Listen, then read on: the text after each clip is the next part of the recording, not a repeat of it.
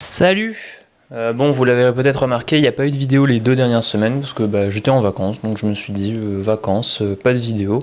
Mais bon, on est de retour pour ce dernier jour du mois de mai pour faire un petit point, comme tous les mois. Voilà, installez-vous, faites comme chez vous. Donc, comme d'habitude, je vais vous raconter un petit truc de mes rêves, un petit truc que j'ai lu ou regardé et un petit truc que j'ai écouté.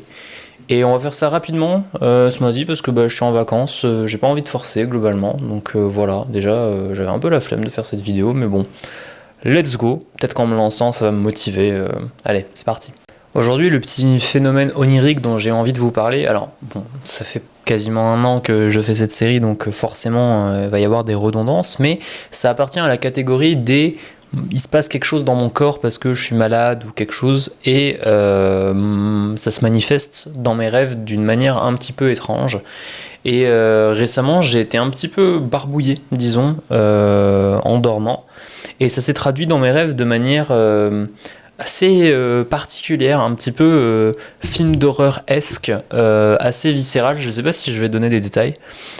Si, en gros, alors c'est un peu cauchemardesque, âme sensible s'abstenir, mais en gros, j'avais l'impression, en tout cas, je regardais un film et dans ce film-là, il y avait des gens qui se faisaient, on testait des choses sur eux en laboratoire et notamment des sortes de lavements intestinaux à base d'espèces de colonies d'insectes qu'on te faisait avaler globalement.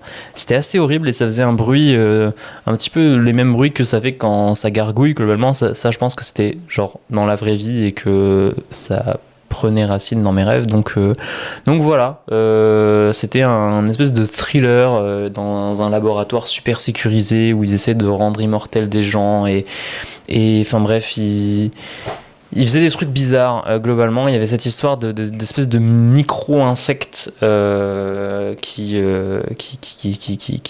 nettoyaient les systèmes digestifs des gens. Voilà, c'était un peu gore, c'était un peu sombre, un peu angoissant, un peu dérangeant. Mais voilà, et c'était une nuit où j'étais un peu barbouillé, donc je trouvais ça un peu drôle. J'étais un peu en mode ah, mon cerveau il imagine des trucs un peu bizarres quand même des fois. Mais bon, voilà. Je trouvais ça marrant, je trouve ça marrant à raconter. Ensuite, pour la recommandation audiovisuelle, je vais vous parler d'une série Netflix produite par A24, donc A24 qui a produit Everything Everywhere All at Once, qui est un des meilleurs films de 2022, et Boys Afraid, qui sera certainement un des meilleurs films de 2023. Et du coup, j'ai appris qu'ils faisaient aussi des séries sur Netflix, et cette série, elle s'appelle Beef, B-E-F en version originale, et le titre français, je crois que c'est Acharné et S. Comment vous résumez ça ? On suit principalement deux personnages qui, pour des raisons un peu hasardeuses, un peu par les hasards de la vie, vont se retrouver à globalement se détester en fait, et en même temps se rendre compte qu'ils ont beaucoup en commun, notamment sur le fait que ces deux personnes qui sont à bout en fait, ils sont un peu en burn-out de la vie et du coup on va suivre leur construction en parallèle. Donc on a Amy qui est une entrepreneuse qui vend des plantes un peu bobo, machin un peu multimillionnaire, qui a son mari et sa fille, et Danny qui est un peu un mec de la débrouille, un mec de la rue, tu vois, qui un peu un homme à tout faire, qui cherche des petits boulots, tu vois, qui cherche des bons plans, etc. etc. Et voilà, et donc ensuite donc l'entourage de ces deux personnages là. Et en fait cette série elle est trop bien parce que ça fait partie de ces œuvres où en fait tous les personnages sont un peu tous des merdes humaines, genre c'est un peu tous des connards et des connasses globalement, je dis des gros mots, c'est pas grave, mais ils sont tous super attachants et super humains, et tu as tout le temps de l'empathie pour eux, et c'est vraiment hyper touchant, hyper fort. En fait, de base, j'avais pas forcément envie de faire cette vidéo parce que j'avais pas forcément des choses à raconter en rêve ou en choses que j'ai écoutées, mais c'est cette série qui m'a donné quand même envie de la faire, envie de faire ce petit point. Donc, Beef sur Netflix. Je sais pas si j'aurai la foi de vous mettre l'affiche quelque part et tout, mais c'est facile à trouver, hein, vraiment. Donc, regardez Beef, c'est touchant, c'est frais, c'est bien, voilà, que dire de plus, c'est un bon plat, c'est un bon petit plat, un bon truc, il n'y a pas de fantastique. D'habitude moi je suis très vite hors du truc, quand il n'y a pas de fantastique, quand c'est juste des histoires de rapports humains, mais c'est bien écrit, c'est bien monté, c'est bien mis en scène, c'est bien joué. Vraiment, regardez en fait cette série, elle est bien, elle est chouette, elle fait du bien. C'est une série qui fait du bien, qui est un peu un exutoire. Voilà.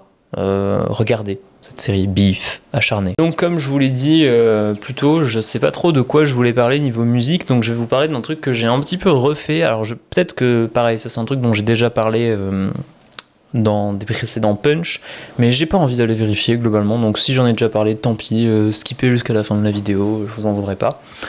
C'est un petit truc que je fais parfois, qui est un peu rigolo, que je fais avec des amis ou quoi.